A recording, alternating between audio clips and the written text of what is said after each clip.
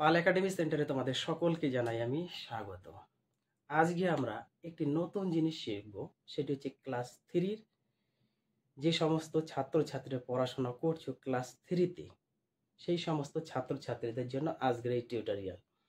Class 3-র ইংরেজি বইয়ের activity 4 যদি তোমরা বার করো তাহলে দেখতে পাবে সেই পেজে 1, 2, 3, 4 এই 4টি সুন্দরভাবে সেন্টেন্স লেখা আছে এবং এই সেন্টেন্সগুলি সম্বন্ধে আমাদের জানতে বলেছে।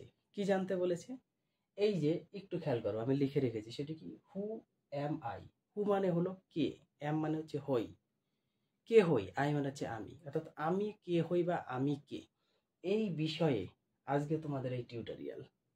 বোঝা গেল? তাহলে অ্যাক্টিভিটি 4 তোমরা বের করবা এবং সেখানে দেখবা যে এই 4টি প্রশ্ন লেখা আছে। এই 4টি প্রশ্ন সম্বন্ধে আমরা আগে পড়বো, এক এক নাম্বার করে আমরা পড়বো এবং সেখানে দেখব আমি কে বা আমি কে হই বলতে এখানে কাকে বোঝানো হয়েছে, কোন পশুকে বা কোন পাখিকে এখানে বোঝানো হয়েছে, সেই হিসাবে আমরা এক একটা কোশ্চেন পড়ে তার অ্যান্সার সঠিকভাবে লেখার চেষ্টা করবো। তাহলে চলো আর বেশি কথা বাড়াবো না, আমরা সরাসরি চলে আসবো 1 নম্বর উদাহরণে। কি আছে একটু আমরা পড়ে নিই।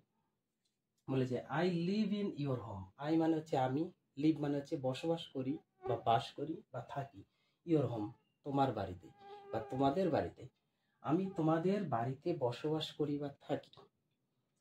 আই গার্ড, গার্ড মানে হচ্ছে পাহারা বা প্রহরীর কাজ করা। তাহলে আই গার্ড আমি পাহারা দিই, ইউর হোম আমি তোমার বাড়ি পাহারা দিই, আমি তোমার বাড়িতে থাকি, আমি তোমার বাড়ি পাহারা দিই। এখানে হু এম আই, আমি কে?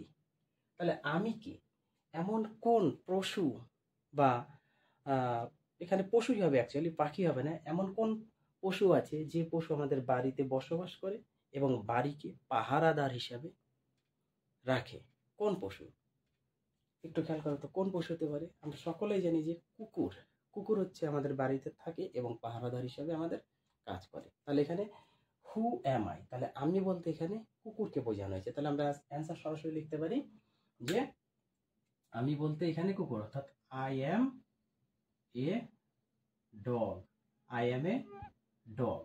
তাহলে আমি বলতে এখানে কুকুরকে বোঝানো হয়েছে, আই এম এ ডগ, আমি হলাম কুকুর, অর্থাৎ হু এম আই, আমি কে বা আমি কি হই, আমি হলাম কুকুর। তাহলে কুকুরকে এখানে 1 নম্বরে বোঝানো হয়েছে। এবার আসি আমরা 2 নম্বরে। I give you milk. I মানে আমি, গিভ মানে হচ্ছে দিই, ইউ মানে হচ্ছে তোমাদের বা তোমাকে, মিল্ক মানে হচ্ছে দুধ, আমি তোমাদের দুধ দিই, আমি তোমাদের দুধ দিই।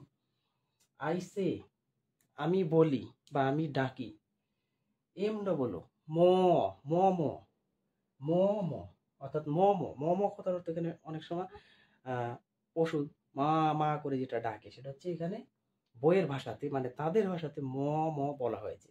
তাহলে আমি তোমাদের দুধ দিই, আইসে আমি ডাকি ম ম করে। তাহলে ম ম করে কোন পশু ডাকে এবং কোন পশু আমাদের দুধ দেয়? মনে করতো এটা একটা আছে, সেটা হচ্ছে কাউ, গরু। গরু হচ্ছে ম ম করে ডাকে এবং আমাদের দুধ দেয়। তাহলে হু এম আই, তাহলে আমি বলতে এখানে কাকে বোঝানো হয়েছে? কাউকে বোঝানো হয়েছে। তাহলে আই এম এ কাউ, তাহলে আমি হলাম গরু, অর্থাৎ আমি বলতে এখানে এ কাউ একটি গরুকে বোঝানো হয়েছে। এবার আসি 3 নম্বরে। আই গিভ ইউ আমি তোমাদের দিই, এগ, এগ মানে হচ্ছে ডিম, আমি তোমাদের ডিম দিই। আই ক্যান, ক্যান মানে হচ্ছে পারি।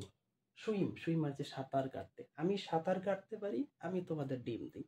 তাহলে এখানে কোন পাখি? একটা পাখি হবে, সেই পাখিটির নাম কি? যেটা করতে বলছি না, প্রত্যেকটাতে তোমাদের করতে বলছে হু এম আই, আমি কি? তাহলে আমি বলতে এখানে হাঁস, হাঁস আছে না, হাঁস জলে সাঁতার কাটে এবং আমাদের ডিম দেয়।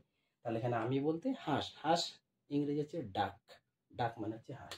তাহলে আই এম এ ডাক, ডি ইউ সি কে, ডাক, আমি বলতে এখানে হাঁসকে বোঝানো হয়েছে।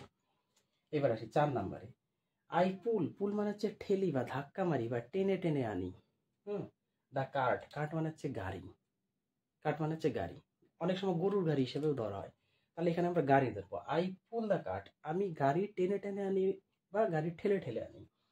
আই প্লাউ, প্লাউ মানে হচ্ছে নাঙ্গল দেওয়া বা চাষ করা, আমি চাষ করি। দা ফিল্ড, ফিল্ড মানে হচ্ছে মাঠ, আমি মাঠ চাষ করি। তাহলে আমি গাড়ি টেনে টেনে আনি, আমি মাঠে চাষ করি। তাহলে কে? Who am I? তাহলে আমি বলতে এখানে কি আছে, যেটা হচ্ছে গাড়ি টেনে আনে এবং মাঠ চাষ করে, সেটা হচ্ছে আমাদের বলদ, তাই না? বলদ হচ্ছে গাড়ি টানে এবং মাঠে চাষ করে। তাহলে বলদের ইংরেজি হচ্ছে বুল। বুল হচ্ছে আমাদের বলদ। তাহলে এখানে আমি বলতে I am a bull, B U double L, bull. অর্থাৎ আমি বলতে এখানে বলদকে বোঝানো হয়েছে।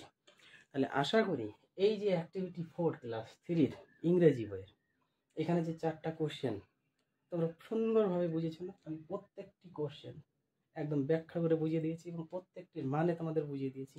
আশা করি তোমাদের কারো কোথাও সমস্যা নেই। তাহলে চলো আবার দেখা হবে তোমাদের সাথে আমার পরবর্তী পার্ট নিয়ে। এই 4টি কোশ্চেন তোমরা একটু সুন্দরভাবে মুখস্থ করে দাও, আবার দেখা করবো তোমাদের সাথে। তাহলে আজকের মতো এখানেই শেষ করছি।